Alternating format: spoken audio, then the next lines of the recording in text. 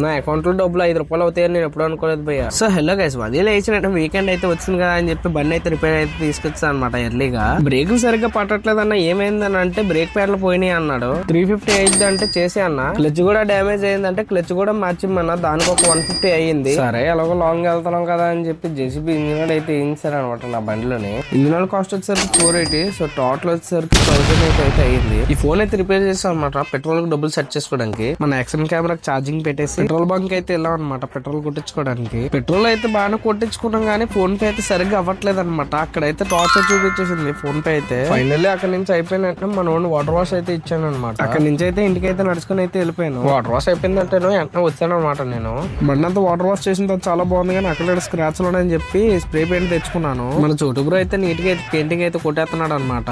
అదంతా పక్క విషయం అయితే ఆ సగంలో పెయింట్ అయితే అయిపోయింది. మళ్ళీ పెయింట్ తేయడానికి అయితే మళ్ళీ షాప్ కి అయితే వెళ్ళాను. అదొక 200 రూపీస్. సో ఫైనల్లీ పెయింట్ వేసిన తర్వాత అవుట్పుట్ అయితే ఇలాగైతే వచ్చింది. నేను ఎక్కడికి వెళ్తున్నానో మీరు తెలుసుకుందాం అనుకుంటే మన పార్ట్ 2 అయితే చూసేయాల్సిందే. సరే బాయ్ బాయ్ ఫ్రెండ్స్, సబ్స్క్రైబ్ చేయడం మర్చిపోకండి.